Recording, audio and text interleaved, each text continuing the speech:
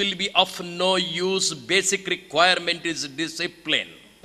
And that discipline is denied in the campuses. This Jayadratha learnt how to tease girls, how to molest them. He wanted to be in the company of Draupadi, the most beautiful girl of the age.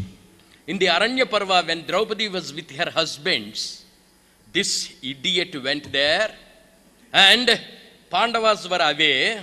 Draupadi was alone. He tried to tease her, molest her. She shouted. Bhima came and gave him blows. This is nuisance education. Let us count of in our universities how many students are not engaged in this nuisance education. 99%. Education is useless. It is never useful, maybe 0.1%, that too on account of the self-training and dangerous education.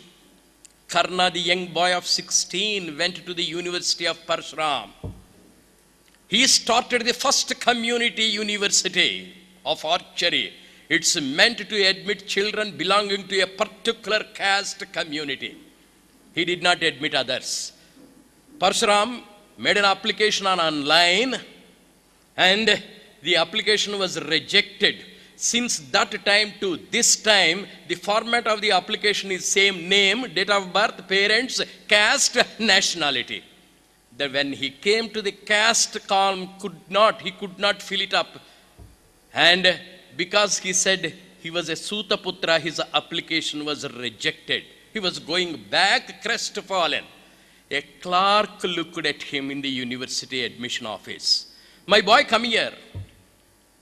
Why are you going away? Sir, I am not given admission, sir. Did you fill the application properly? Yes, sir. You are a fool. Go to your village, approach the village administrative officer, give him 100 rupees. He will give you a caste certificate. Go to the Tahsildar, have it approved. Go to the sub-collector, go to the revenue divisional officer, go to the collector, everywhere you pay. And finally there will be a person to give the mohar, pay him another 25 rupees. Defective educational system breeds corruption. It started with Karna. Problem solving capacity. Solve the problem for the benefit of society. These three will contribute to the yogic explanation, yogic academic service. In my college, I made an experiment. I start all my classes, all the teachers commence the classes with Om in the beginning. The previous class, it is sent to another particular cell of the mind. The minds are fresh to receive the next lesson. After the completion of the class, again they recite Om and that is preserved. Examination hall, they say Om, the minds are fresh.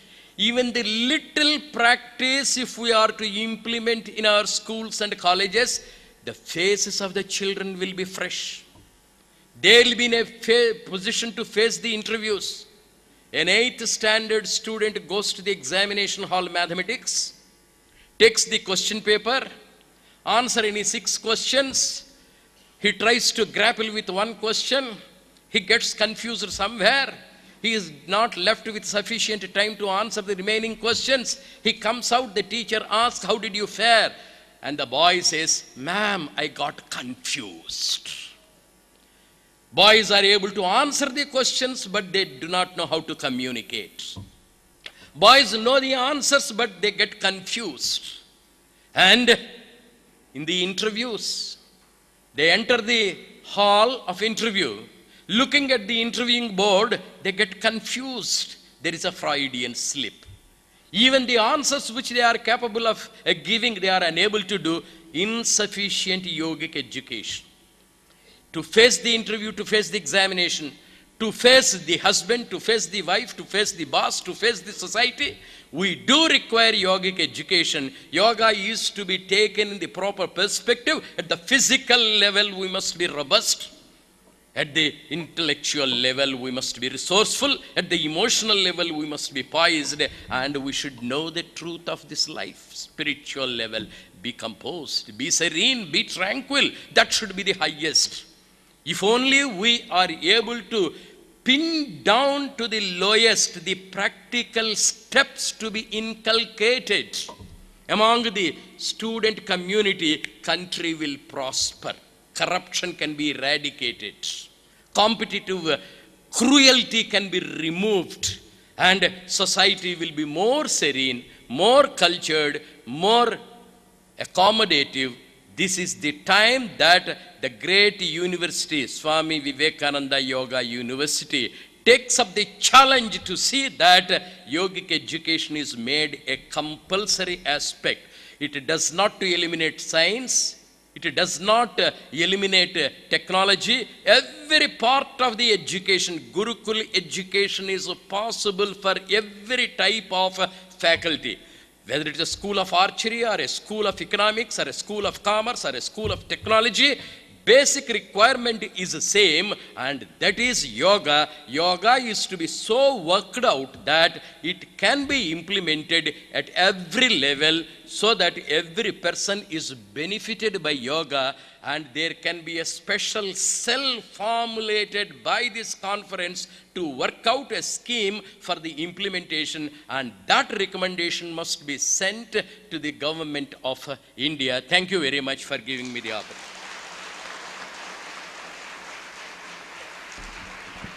Thank you, Professor Subramaniam ji, for this wonderful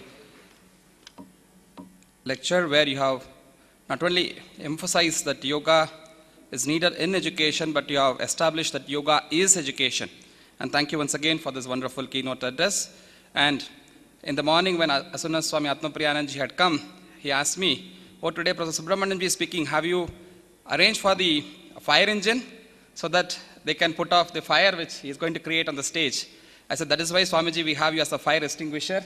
And now I request Srimad Swami Atmapriyanand ji Maharaj, the Honorable Vice Chancellor of Ramakrishna Mission Vivekananda University at Kolkata, to deliver his keynote address. Srimad Swami Atmapriyanand ji Maharaj is the founder, Vice Chancellor of Ramakrishna Mission Vivekananda University ever since it was established in 2005. Before becoming a monk, Swami Atmapriyanand ji completed his doctoral program leading to PhD degree from the Department of Theoretical Physics, University of Madras, Chennai in 1975. Inspired by the ideal of renunciation and service as taught by Sri Ramakrishna, Holy Mother Sharada Devi, Swami Vivekananda, and direct disciples of Sri Ramakrishna, he joined as a brahmacharian in 1978, and for more than 3 decades, he had been serving the various institutions, particularly educational wing of Ramakrishna Mission at Ramakrishna Mission Shardapet, Belur. And it was a dream, rather the vision of Swami Vivekananda, that Belur Mutt should have the university over there. And though we were first as a university to be named after Swami Vivekananda, SVIASA takes the proud and privilege that we are the first ever university to be named after Swami Vivekananda.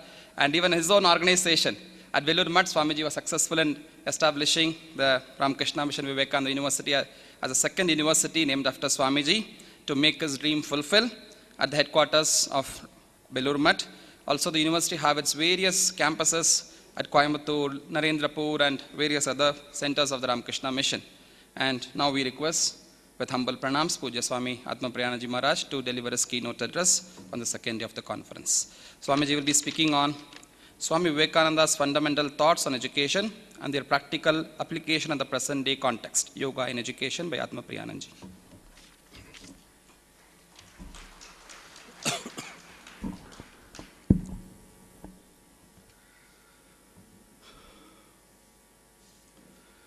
ॐ यो ब्रह्माणं विदधाति पूर्वं यो वै वेदांश्च प्रहिणोति तस्मै तंहदेवम् आत्मबुद्धिप्रकाशं मुमुक्षुर्वै शरणमहं प्रपद्ये निष्कलं निष्क्रियं शान्तं निरवध्यं निरञ्जनम् अमृतस्य परं सेतुं दग्धेन्धनमिवानलम् ॐ असतो मा सद्गमय तमसो मा ज्योतिर्गमय मृत्योर्मा अमृतं गमय आविराविर्मयेधि रुद्रयत्ते दक्षिणं मुखं तेन मां पाहि नित्यम् ॐ शान्ति शान्ति शान्तिः ॐ शक्तिसमुद्रसमुत्थतरङ्गं दर्शितप्रेमविजृम्भितरङ्गं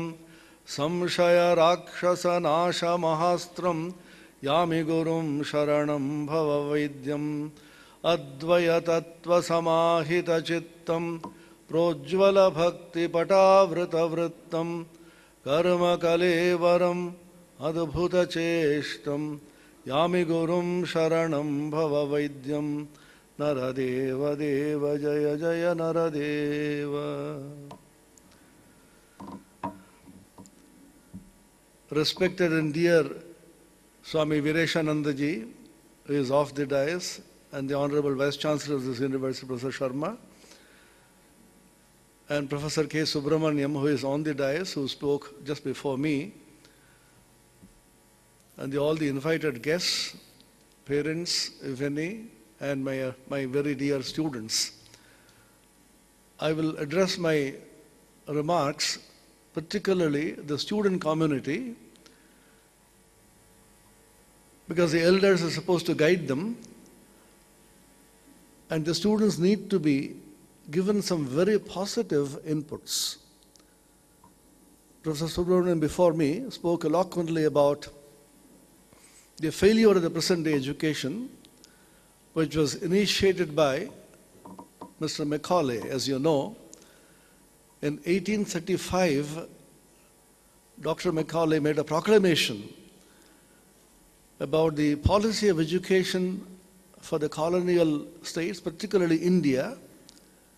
Interestingly, they had a very different policy for England itself, in which he said, we shall give these people such an education by which they will serve the purpose of the British as clerks.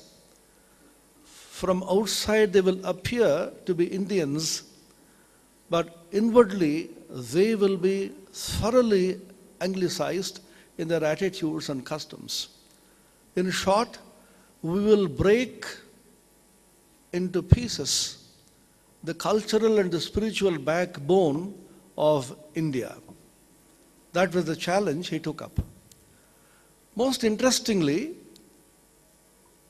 the Lord has the last smile.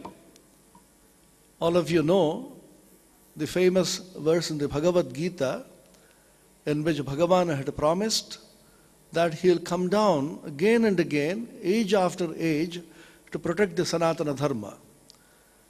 There was a conference last year in Mysore of all the various religious leaders, the sannyasins particularly, of the various sampradayas of Sanatana Dharma, in which there was a theme in one of the sessions, how could we protect the Sanatana Dharma from the decay which it is facing?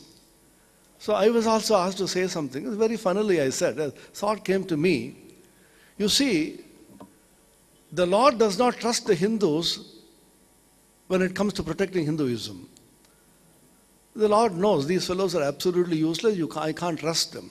So he said, I will come down again and again to protect Hinduism. So you don't have to do anything about it. So the Lord has taken the responsibility of protecting the Sanatana Dharma because Sanatana Dharma is universal, is applicable to all peoples of all times all over the globe. It is not confined to a particular dogma or a doctrine or a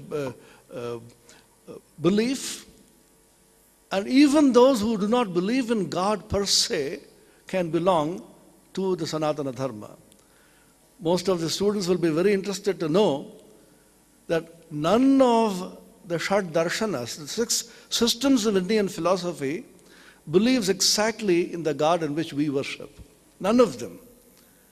But still they are considered Astika Darshanas because they believe in the fundamental principles of the Vedas. There are verses in some of our ultra-Advaitic texts which smack of absolute rankest atheism. Swami Vivekananda, when he spoke in the West, he was addressing the atheists as well. The famous encounter which he had with Ingersoll is well known. Most of the students will know. Ingersoll was a famous agnostic and atheist of that time who had the boldness to tell Swami Vivekananda, "Sir, if you had appeared in the American scene 50 years ago, you would have been hanged in public." Of course, the Theosophists at that time said the devil is going to die. As Swamiji said, unfortunately, the devil did not die so easily. Ingersoll told Swami Vivekananda, "You talk about God and eternal life and so on. I don't believe all that. This is all that you have." Like the Charvakas, for example. The hedonistic philosophy had its origin in India. There was not a single thought current which did not have its origin and development in India. All kinds of thoughts developed, and the absolute freedom of expression and thinking. The Charvakas, who did not believe in God, who spoke about the rankest atheism and who believed in absolute hedonistic practices, were allowed to freely preach from the temples. Which country will have this kind of a democratic, spiritual democracy? And we suffer for it also, anyway. So Ingersoll told Swami Vivekananda, "This is all that you are sure of. You have an orange, a beautiful juicy orange in your hand. Squeeze it dry. Enjoy life. Why do you waste time talking about God?" You know what was Swami Vivekananda's reaction as a religious leader?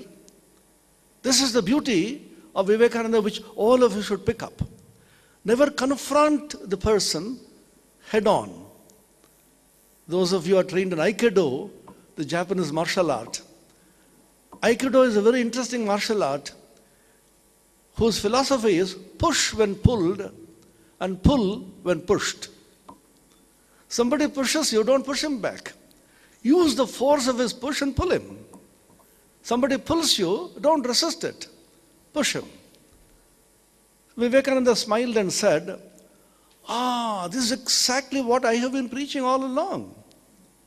Ingersoll was perplexed and confused. "Only I have a different way of squeezing the orange. You want to squeeze the orange dry? Come on, use my way.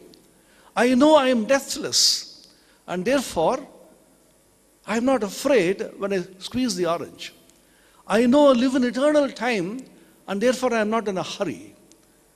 I know all peoples on the earth are sisters and brothers to me, are God's children, and therefore I enjoy every bit of this squeezing. Squeeze the orange in my way, and you shall get every drop of it, every drop of it." That was Swami Vivekananda's way of presenting Vedanta to the West. The education that we are talking about, as you know, is intensely information knowledge based. We had information technology some years ago, which is slowly losing its grip on society.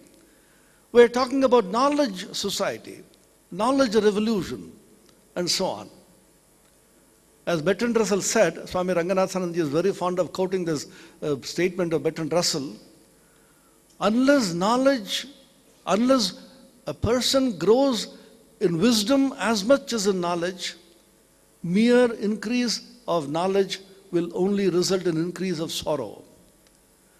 Knowledge should get converted into wisdom, and wisdom should flow to society as loving, unselfish service. This was an integral approach to education which India all along had. Of course, you required knowledge. You had to cultivate knowledge. Cultivation of knowledge through the intellect has to supersede the intellect and reach a stage of transcendence of the intellect by which you have a spontaneous understanding of something beyond, which unfortunately the English language doesn't have a word for. Some people like J. Krishnamurti have called it intelligence as opposed to intellect. The Indian Sanskrit word, the yogic word, is very remarkable. There are several words with very, very subtle nuances. I request our young friends to pick up these words and make a deep study of the nuances of these words. That's an exercise in education by itself, in a yogic education. The first word is Shraddha. Unfortunately, as Vivekananda said, this word is untranslatable. You can call it faith, you can call it conviction, you can call it a deep understanding. It is all of these, but not any of these in particular. Shraddha is a faculty which arises in you when you are convinced about the truth of something, even without the intellect being informed with information. Swami Vivekananda defined it so beautifully as a prevision of truth. You work on a computer and want to have a printout. Now the present version of the Microsoft Word will give you, as soon as you press Ctrl P, it will give you a preview, print preview. The print preview is not the printout, but this is how the printout would look like when you actually see it on paper. The print preview is called Shraddha. You have a prevision of truth. You have not seen the truth per se, actually, directly, immediately, but you have a vague feel for what the truth could be like. I'll give you a simple example, which was given to us by a very senior monk who taught us when we were at Belur Mutt. Suppose somebody gives you a letter. Please take this letter, go to that 3rd street in that corner, the building which is standing at the very end, go to the 5th floor, the last house you deliver this letter. You are taking this letter, moving on. Suddenly, dark clouds appear. There is a power cut, terrible rains, thunderstorm, you can't see anything. When you are moving on with very hesitant steps, you are not sure whether you are moving in the right direction. You are not sure whether you are going to deliver, and you are uncertain about every one of your steps and movements. Suddenly there is a flash of lightning. You could clearly see the 3rd street, the last building, and the 3rd floor there. Within seconds again there is darkness. Your movement before and after the lightning will tell you what Shraddha means. When you are moving after you have had the lightning flash and seen the building directly, will be full of confidence, no hesitation at all, because you have seen the truth, but not realized it. From within you know that you are moving in the right direction. You know you are going to accomplish the mission. You know that you are moving in a direction which will lead you to the ultimate goal. This gives you tremendous confidence in yourself. If 100,000 people come and tell you that you are not moving in the right direction, you know, I have seen it, I know that I am moving in the right direction. Have you reached the goal? No. Will you be able to reach the goal? I do not know as yet. But I know that I am in the right track. This is called Shraddha, in which from within something tells you, yes, it is true. Miss Josephine MacLeod was a great American disciple of Swami Vivekananda. She was a woman who chose to call herself not a disciple, but a friend of Vivekananda. She had a sister.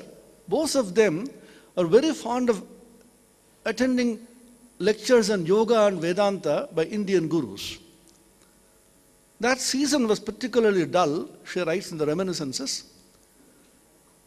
She was going from lecture to lecture, absolutely uninspiring and boring.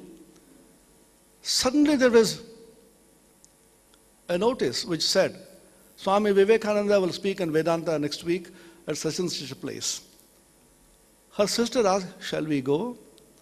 Said, no, I am absolutely tired of listening to these useless lectures. Why not try this for a change? They went. She is describing the Reminiscences so dramatically.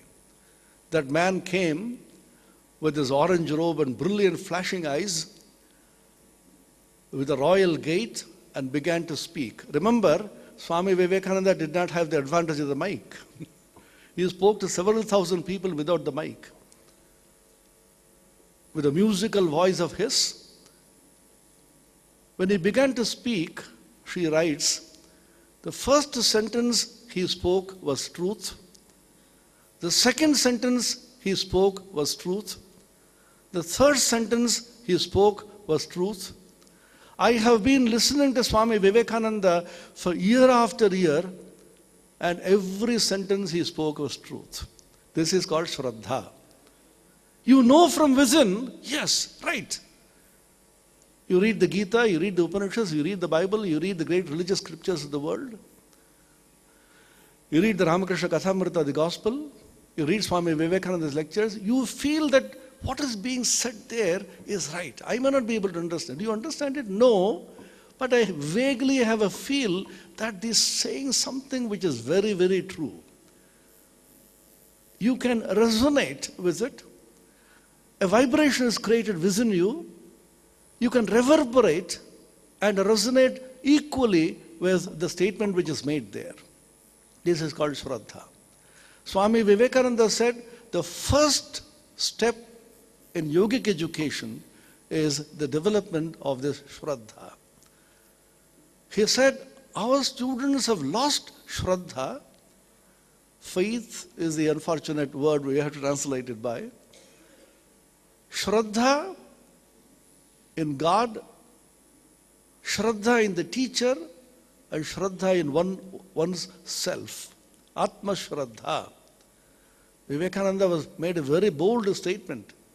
You have faith in 300 million gods which the Hindus have, and all the gods which the foreigners have introduced in our midst, still don't have faith in yourself. I will call you the rankest atheist. The older religion said, he is an atheist who does not believe in God. But the new religion says that he is an atheist who does not believe in himself. Why should you believe in yourself? Because infinite power is within you. The discovery of the great potential within you is the height of wisdom. This is what Vedanta and Yoga teach you. Immense possibilities of the human mind. The human mind just has infinite possibilities. You have a pen drive, hard disks now are several GBs. When we started the computer education in the 70s, it is not even MB, it is KB. Then we went to MB and GB. Even a small pen drive, 10 GB, 15 GB is nothing. What is the GB of the human brain? Several billion GBs. You know, there's no limit. Remember, we possess the same kind of brain which has come down to us through evolution from our ancestors who remembered the entire Veda, Mahabharata, all the Puranas. 100,000 verses is the number in the Mahabharata. People remembered the whole thing line by line. You know the famous story of Vedavyasa and Ganesha. Ganesha was a stenographer. He was appointed because he was very quick, very sharp. Vedavyasa went on dictating. The condition was, Ganesha put a condition, the moment you stop for a second, I will walk away. You should continuously keep dictating. 100,000 verses. Vedavyasa smiled and said, I will put you a counter condition. You should not write anything which you have not understood. He goes on and on. After several thousand verses, he needs to think for a few seconds to compose a few more thousand. So how does he fill in the gap? He puts a googly there. You understand what's a googly? Googly, Chinaman, and Dusra of Muralidharan. So there's the powerful googly. By the time the batsman is struggling, Ganesha is just trying to think about what is the meaning of this particular verse. A few thousand verses have been composed already in his mind. These googlies are called Vyasa Kuta. Kuta is a kind of a twist. Harbhajan, very successful. Suddenly you have a twist. So he gave some twists in his shlokas. They called Vyasakutas. Even Bhagavad Gita has one. I'll not go into the details. These stories are so interesting to show the kind of